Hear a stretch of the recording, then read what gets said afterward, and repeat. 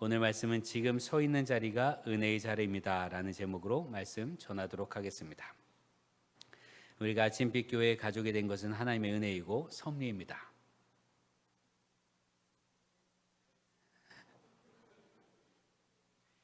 우리가 아침빛 교회 가족이 된 것은 하나님의 은혜이고 섭리입니다.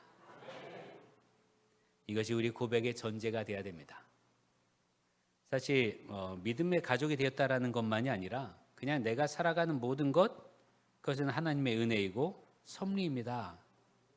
내가 이렇게 살 수 있는 것도 하나님의 은혜이고 섭리이고, 하나님의 은혜라는 건 하나님의 도우심으로 내가 살고 있다는 의미이고, 하나님의 섭리라는 건 지금 내 삶에 하나님께서 원하시는 것이 있다는 얘기예요. 하나님의 계획하심과 하나님의 역사하심이 있다라는 거죠. 사실 이 고백 때문에 우리나라에 복음이 들어온 이래로 한국의 그리스도인들은 각각의 상황 속에서 그에 맞는 하나님의 뜻을 이루고자 했습니다. 여러분 한번 생각해 보세요. 우리나라에 복음이 들어온 때가 언제입니까? 다들 얘기하기를 구한말이라고 하죠. 고종 황제가 선교 윤허를 했거든요. 감리교회에. 그래서 그때부터 선교가 시작되었는데, 그때 그 나라가 혼란스러울 때, 또 지나서 나라를 빼앗겼을 때, 국권을 빼앗겼을 때 기독교인들은 그렇게 고백을 하는 거예요. 하나님 왜 하필 이때, 왜 하필 이 자리에 나를 부르셨습니까? 라는 질문을 던졌습니다. 그 질문의 이면엔 이 자리에 서 있는 것도 하나님의 은혜고 하나님의 계획하심과 하나님의 섭리가 있다는 것 때문이거든요. 그러니까 하나님 왜 하필이면 나라를 빼앗긴 이때 대한의 사람으로 나를 부르셨습니까? 라는 질문을 던졌어요. 왜 하필 이때? 그래 나를 통해서 무엇을 원하시기에? 그 질문을 던지고 그에 대한 해답이 힘으로 권리를 빼앗는 것, 병탄하는 것, 힘으로 누군가의 것을 빼앗는 것이 옳지 않기에, 그래서 그리스도인들은 독립운동을 한 거예요. 그게 하나님의 뜻이라 믿고 말이죠. 어디 일제의 강점기뿐이겠습니까? 우리나라의 독재로 인해서 많은 인권들이 무너져 갈 때, 그때 독재에 관해서 민주화 운동을 했던 이들도 기독교인들이에요. 혹은 인천 산업선교회를 비롯한 노동계가 힘겨울 때, 여러분 전태일 열사하고 감리교회는 아니겠습니까? 그러한 때에 왜 하필 하나님은 나를 부르셨는가? 왜 이렇게 엄혹한 때에 나를 부르셨는가? 그런 질문을 던졌고 그에 대한 해답을 듣고 그렇게 살았다 이거죠. 여러분 그렇습니다. 우리가 지금 이 자리에 있는 건 하나님의 은혜입니다. 그리고 또 하나님의 섭리가 있습니다. 내가 이 자리에 섰음에 감사할 뿐만 아니라 하나님께서 지금 이 순간 내게 원하시는 것이 무엇일지 묻고, 또 묻는 것만이 아니라 또 그에 따라 하나님의 뜻을 따라 살아가는 우리 되기를 기도합니다. 성경 우리에게 이렇게 말씀합니다. 1절에 그러므로 우리가 믿음으로 의롭다 하심을 받았으니 우리 주 예수 그리스도를 말미암아 하나님과 화평을 누리자. 하나님의 은혜의 첫 번째가 뭐냐? 하나님과 누리는 화평이에요. 하나님과 누리는 평화입니다. 우리가 하나님과 더불어 화평을 누리고 있다, 이 선언은 대단히 중요합니다. 하나님과 원수되었던 우리가 그리스도 예수 안에서 하나님과 평화를 누리고 있기 때문에 그렇습니다. 만일 예수 그리스도를 통한 하나님과 누리는 화평이 없었다면 우린 하나님 앞에 올 때 긴장할 거예요. 두려울 겁니다. 심판받을까 봐. 하나님께 징계를 받을까 봐 그런 두려운 마음으로 하나님 앞에 설 수밖에 없다 이거죠. 여러분 내가 하나님의 은혜로 예수 그리스도를 통하여 믿음 안에 있으므로 하나님과 화해하게 되었습니다. 이제 우리는 하나님 앞에 설 때 두려운 마음으로 서는 게 아니에요. 내가 일주일 동안 지은 죄, 이제 이거 어떡하지? 하나님께 가서 혼나면 어떡하지? 벌 받으면 어떡하지? 내가 이렇게 하나님 모르고 살았는데 하나님의 징계를 받으면 어떻게 하지? 이런 마음으로 오는 게 아니라 예수 그리스도를 믿는 믿음으로 하나님과 평강을 누리고 화평을 누리는 줄 믿으시길 바랍니다. 또 이렇게 말합니다. 2절에 또한 그로 말미암아 우리가 믿음으로 서 있는 이 은혜에 들어감을 얻었으며 하나님의 영광을 바라고 즐거워하느니라.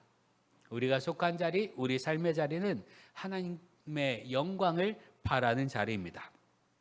설사 내가 잘못 선택했다 할지라도, 내가 그 상황에서 잘못 선택했다 할지라도 그 자리에서도 하나님의 영광을 기대할 수 있는 우리임을 믿으시길 바랍니다. 여러분, 우리는 더러 잘못 선택해서 삶의 고난과 괴로움 속에 있으면 그것이 곧 하나님의 심판이라 여깁니다. 그러나 하나님은 심판하시는 것, 우리의 잘못된 선택에 심판하셔서 우리를 어렵고 힘겹게 하시는 것이 아니라 그 어렵고 힘겨운 상황 속에서 하나님을 찾도록 하는 은혜가 있음을 믿으시길 바랍니다. 이를 가장 극명하게 보여주는 비유가 집을 떠났다가 돌아온 둘째 아들, 이른바 탕자의 비유입니다. 여러분, 누가복음 15장에는 세 가지 비유가 나옵니다. 되찾은 잃은 양, 되찾은 드라크마, 그리고 돌아온 둘째 아들에 대한 비유입니다. 되찾은 잃은 양과 드라크마의 비유를 말씀하실 때 이미 잃어버린 상태예요.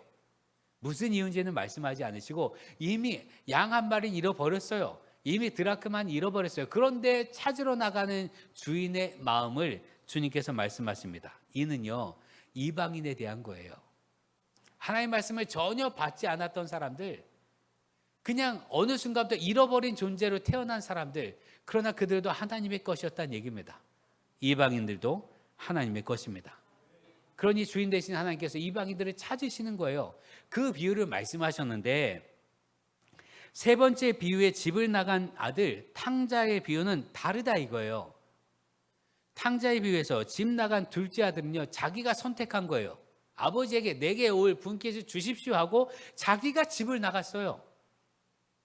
자기의 선택이고 자신의 잘못된 선택이었습니다. 그 결과가 어떠했습니까? 누가복음 15장 16절 보면 그가 돼지 먹는 쥐염 열매로 배를 채우고자 하되 주는 자가 없는지라. 우리가 세계 기독교 박물관을 다녀오면서 돼지 쥐염 열매를 직접 보았잖아요. 콩 꼬투리 모양의 열매인데 이 이름이 캐롭입니다. 그런데 이 열매가 일정해요. 우리 이제 포도를 보면 알이 조금 큰 게 있고 한 송이 안에도 큰 게 있고 작은 게 있고 그렇잖아요. 그런데 이 캐롭은 이 콩 꼬투리 안에 있는데 여러 개가 있는데 이 여러 개가 다 똑같다는 거예요. 무게도 똑같고 크기도 똑같고. 그래서 유대인들이 저울추로 사용했던 열매라고 합니다. 저울추. 추가 바뀌면 안 되잖아요. 그래서 이 캐롭에서 파생된 단어가 캐럿이라고 하죠. 다이아몬드를 재는 단위. 1캐럿, 2캐럿 할 때 그 무게가 늘 한결같기 때문에 말이죠. 어쨌든 그 돼지 지엄 열매를 먹으려고 했는데 성경은 말하길 주는 자가 없는지라. 아무도 안 주는 거예요. 아무도 챙겨주지 않습니다. 자기가 선택해서 집을 나갔는데 그 이방인 지역에 갔잖아요. 외국에 갔는데 거기서 그냥 이방인인 거예요. 먼 지방으로 살았지만 거기에서 이방인입니다. 몸은 그 지방에 속해 있는데 그 지방에 속하지도 않고요. 마음은 내 집 고향을 향해 있는데 고향 집에도 속하지 않았습니다.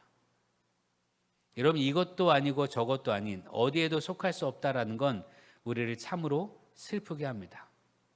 어느 공동체든 어느 단체든 그곳에서 이방인이라는 느낌을 받게 되면 참 힘겨워요.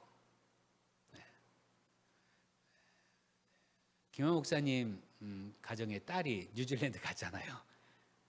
외국에 갔단 말이에요. 여기 오늘 예배에 참여한 인형자매도 호주에 갔는데 낯선 땅이에요. 내 땅이 아니란 말이죠. 근데 그곳에서 이방인 취급 당하고 그림자 취급 당하면 견디기 힘듭니다. 나라만 그런 게 아니고요. 그냥 우리가 살고 있는 이곳에서도 마찬가지예요. 우리가 살고 있는 어느 곳이든 만일 그곳에서 내가 이방인인 것 같다, 내가 그림자 취급 당한다, 그럼 거기서 견디기 힘듭니다. 교회 공동체가 서로 사랑이 많고 끈끈한 건 참 좋은데 교회에 발을 내디딘 처음 사람들을 이방인으로 내보는 순간 그들은 교회를 등질 수밖에 없어요. 우리끼리는 참 좋죠. 익숙하니까. 오랫동안 신앙생활해서 익숙합니다. 그래서 우리 모양이 세모 모양이라 이거예요. 근데 만약 네모 모양의 사람이 왔을 때 우리하고 모양이 다른데? 하고 이방인 취급하면 그는 떠나게 되겠지요.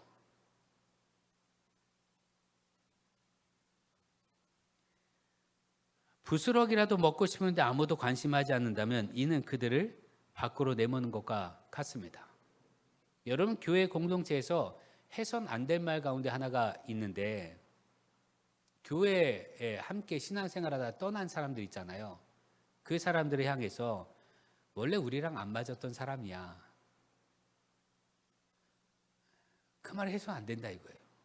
그런 마음을 가지면 안 됩니다. 원래 안 맞는 게 어디 있어요? 여러분은 원래부터 맞았습니까? 원래 안 맞아요. 사람은 각각의 모양이니까. 그러나 하나님께서 예수 그리스도를 머리 삼으시고 우리를 각 지체 삼아서 한 몸이 되게 하셨습니다. 다 달라요.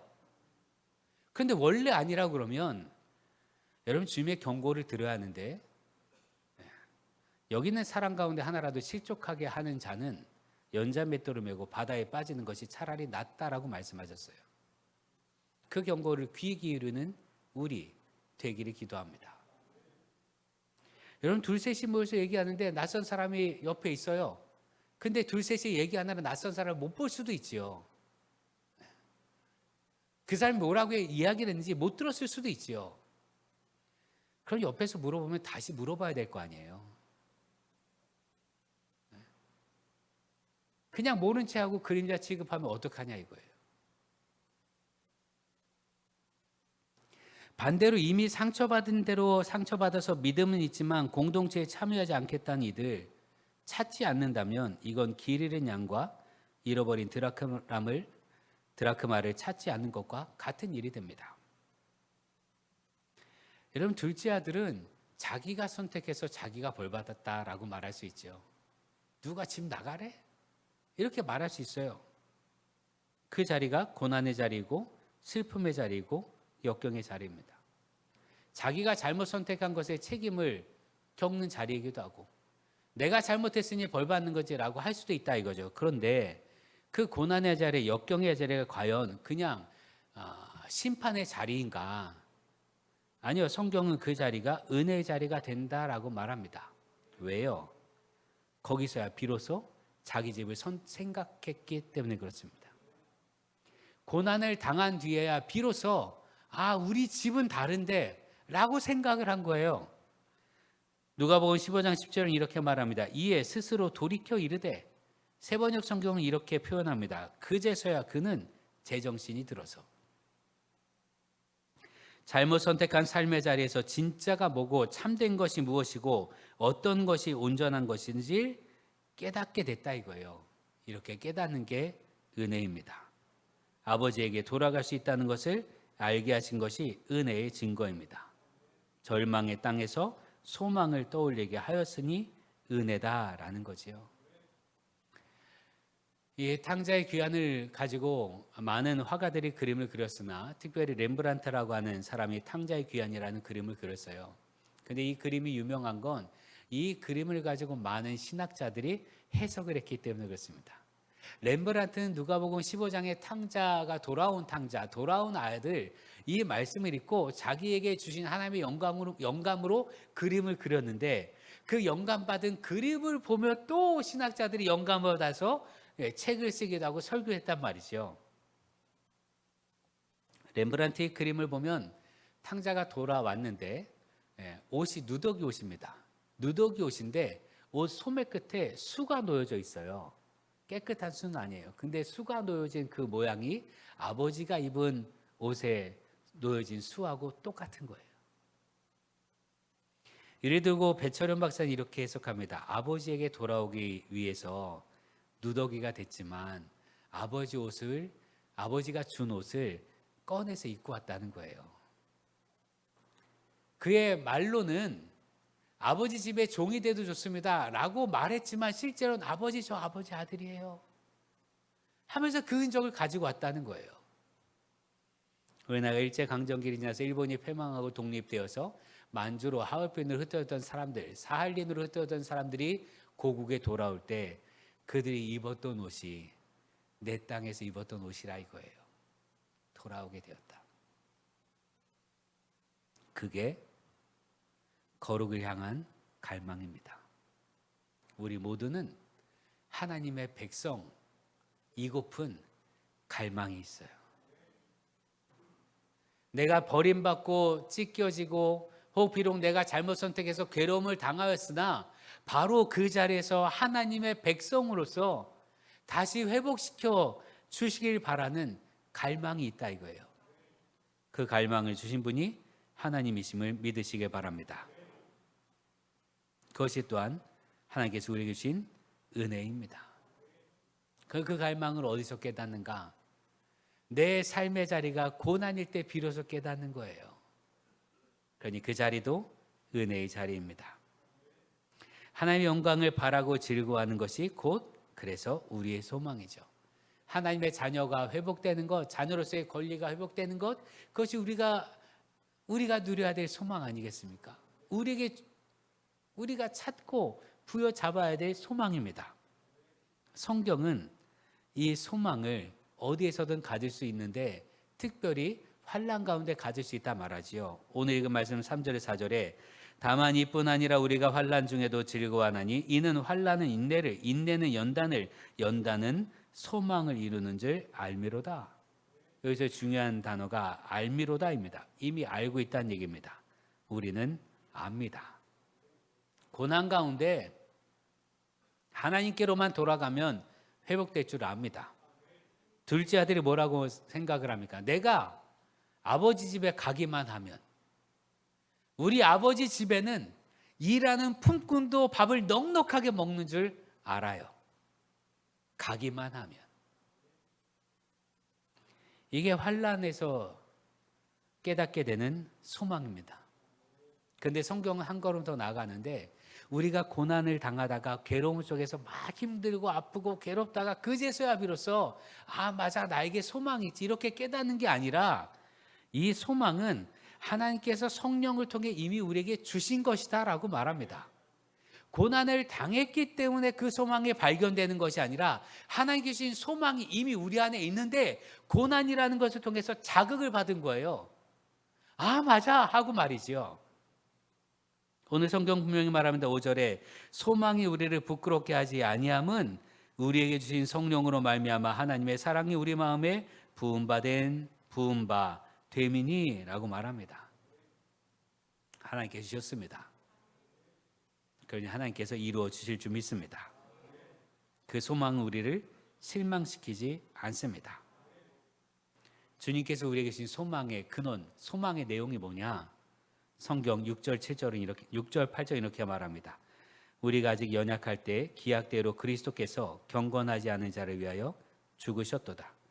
우리가 아직 죄인 되었을 때 그리스도께서 우리를 위하여 죽으심으로 하나님께서 우리에 대한 자기의 사랑을 확증하셨느니라. 내가 아직 연약할 때, 우리가 아직 죄인 되었을 때 하나님께서 우리를 위해 예수 그리스도를 내어주셨습니다. 그것이 우리의 소망입니다. 아직 우리가 연약하고 아직 우리가 죄인이었을 때예요. 이 말은요, 우리가 온전히 구원을 이루지 못한 상황을 말하죠. 때때로 넘어질 때도 마찬가지입니다. 넘어졌다면 바로 그 넘어진 그때 우리를 위하여 주님께서 구원의 소망을 부어주셨습니다. 구원이 우리의 소망입니다. 그 소망 때문에 우리가 이렇게 주님 앞에 있는 거지요. 주님의 구원이 소망이 되는 이유는 내가 구원받아야 될 존재라는 깨달음 그리고 고백 때문입니다. 내가 구원받아야 한다라는 깨달음이 없으면, 그런 마음이 없으면 아무도 주님의 구원을 바라지 않습니다. 내가 하나님이 참 필요합니다 라는 이 고백이 없으면 주님을 찾지 않죠. 필요하지 않는데 왜 찾겠어요? 나는 정말 주님의 구원하심과 주님의 인도하심이 너무도 필요합니다 라고 고백하지 않으면 그렇게 주님을 찾을 이유가 없지요.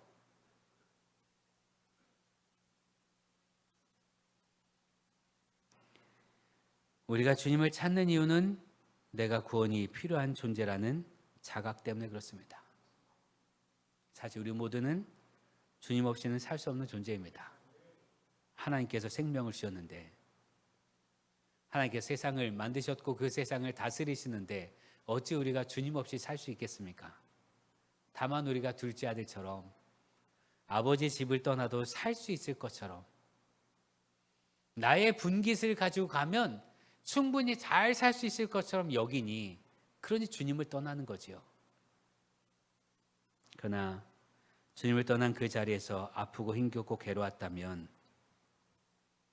여러분 깨닫고 아버지 집으로 돌아오는 우리 되기를 기도합니다. 여러분 삶의 언제든 어느 순간이든 우리가 주님 오실 그날까지 천성을 향해 가는 그날까지 구원이 완성된 게 아니라 구원의 완성을 향해서 가는 거잖아요. 그러다 보니 때로 부침이 있을 수 있어요. 그러나 그때 난 안 되겠다 낙심하지 마시고 주님을 찾는 여러분 되길 바랍니다. 돌이키기만 하면 회복시켜 주십니다. 그것이 우리의 소망입니다. 우리 삶의 자리가 고난의 자리라면 주님의 구원을 소망을 품게 하시니 그 또한 은혜의 자리입니다. 우리 삶의 자리가 지금 복을 누리며 평안하고 행복하다면 하나님께 주신 복을 누리며 또 거기에 더하여 하나님 나라를 맛볼 수 있는 거니까 얼마나 큰 은혜예요.